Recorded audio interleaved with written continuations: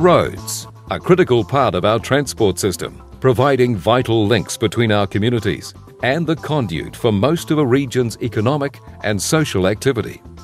But roading infrastructure is under pressure from traffic growth, land use change, growing populations, higher level of service expectations, ageing assets, funding constraints, and increasing costs.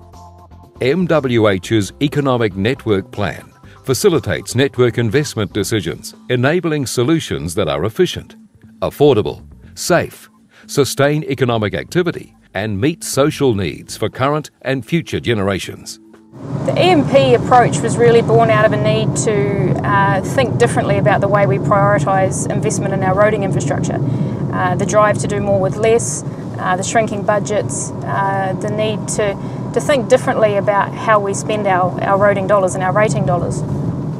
An example of how economic network planning has benefited operations is the Southland District Council, where ENP has been recognised to potentially significantly reduce operating expenditure. There's certainly a increasing community expectation of better services, better levels of service really, and there's also a community expectation of decreasing costs. So really we're in a mode of more for less. We've got 5,000 kilometres of road and 3,000 unsealed and 2,000 sealed, and roughly about 15,000 ratepayers. I guess if we were a business, it would be viewed as we're overcapitalised. With the pressures in the media, pressures within the community to have better justification for where our money is being spent and where our rates dollars are going, we needed to provide more of a visually appealing, more justifiable reason for why we are investing or de-investing in particular roads.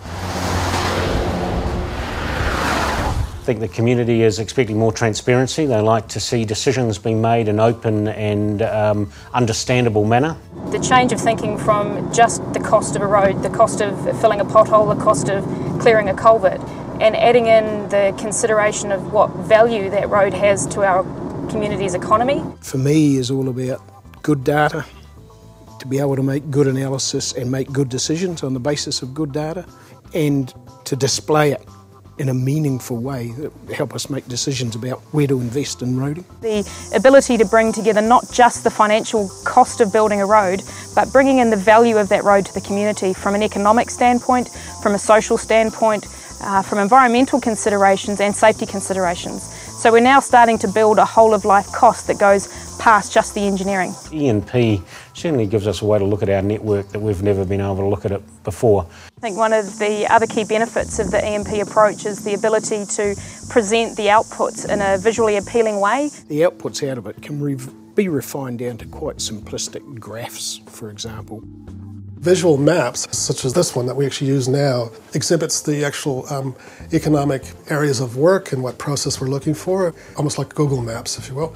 And we can actually see where the requests for services are, where the accidents are, where the whole-of-life cost is, and different perspectives we've not been able to see before, let alone communicate. Depending on the target audience, we can actually then present these maps to the target audience. We can show in color form what does this particular change mean economically, or what can we afford and what's not affordable in different color code aspects of the regions or maps. If you can actually get it down to a graph and you can show it on the roads of different levels of priorities, that makes decision making a little bit more easily understood and I think adds quite a bit of transparency. So for council, for funding agencies, for our funding partners at NZTA, it's actually an excellent tool for communication. Right at the moment, it's been used to help prioritise the next rehabilitation program for the next year, even for the current year. We will refine it over the next few years as well as we get down more from perhaps a global network perspective down almost to individual roads. Especially when you're changing levels of service and we are looking at some hard decisions around maybe reverting some of our sealed roads back to gravel. And we can use ENP to help make those decisions. I think the economic network model would give most councils a more transparent way to look at their roads, a different way to look at their roads.